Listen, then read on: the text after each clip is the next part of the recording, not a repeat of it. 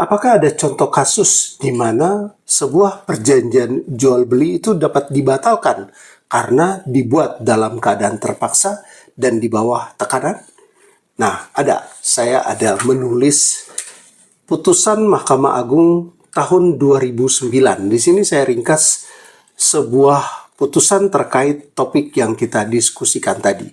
Dalam perkara ini, seseorang bernama Budi Halim, dia itu adalah penggugat. Ya, dia ini adalah pemilik sah atas sertifikat merek dari etikat merek yang bernama Arise Shine Ses dari Direktorat Jenderal Hak Kekayaan Intelektual.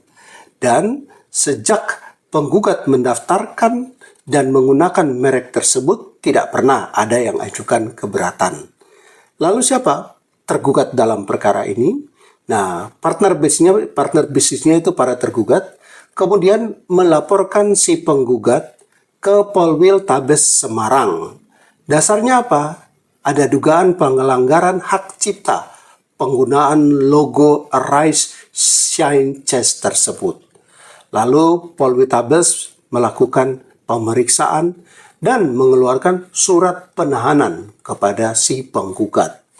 Nah, ketika penggugat itu berada dalam rumah tahanan, tergugat satu datang dan memaksa penggugat yang ketika itu sedang berada dalam rutan untuk apa? Untuk mengalihkan merek milik penggugat kepada tergugat satu. Caranya gimana? Dengan cara menjual merek penggugat itu kepada tergugat satu sebesar 150 juta rupiah. Dan penggugat pun diharuskan untuk membayar kepada tergugat dua uang sebesar 400 juta rupiah. Dan menurut tergugat dua, uang tersebut diperlukan untuk biaya penyelesaian perkara untuk mengeluarkan penggugat dari rutan tersebut. Nah, ini biaya-biaya yang kemudian dikeluarkan. Lalu Polwil Tabes Semarang menerbitkan surat perintah pengeluaran tahanan terhadap si penggugat dan penetapan penghentian penyidikan dengan alasan tidak cukup bukti. Nah, setelah itu si penggugat ini mengajukan gugatan ke Pengadilan Negeri Semarang dengan dalih bahwa seluruh perbuatan yang dilakukan penggugat dalam membuat perjanjian perdamaian dan juga perjanjian jual beli merek tersebut dilakukan atas suatu tekanan dan di luar akal sehat penggugat. Nah, Pengadilan Semarang mengabulkan gugatan untuk sebagian dan menyatakan bahwa perjanjian perdamaian dan perjanjian jual beli merek itu batal demi hukum. Nah, perkara berlanjut di tingkat banding. Pengadilan Tinggi Semarang menolak gugatan penggugat untuk seluruhnya. Lalu berlanjut sampai ke Mahkamah Agung. Mahkamah Agung bilang bahwa PT Semarang salah menerapkan hukum karena tidak mempertimbangkan keadaan penggugat ketika perjanjian jual beli dibuat.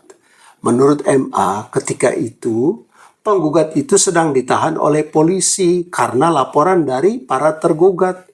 Untuk apa? Untuk menekan agar penggugat mau menandatangani perjanjian jual beli tersebut.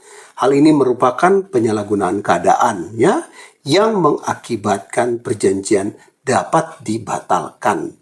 Karena apa? Menurut Mahkamah Agung, perjanjian yang seperti itu tidak memenuhi unsur-unsur pasal 1320 KUH Perdata. Yaitu apa? Tidak ada kehendak yang bebas. Dalam hal ini kehendak bebas dari penggugat tidak ada. Nah, putusan dan juga link dari putusan yang saya jelaskan tadi sudah saya tulis dalam buku ini. Oke, mantap.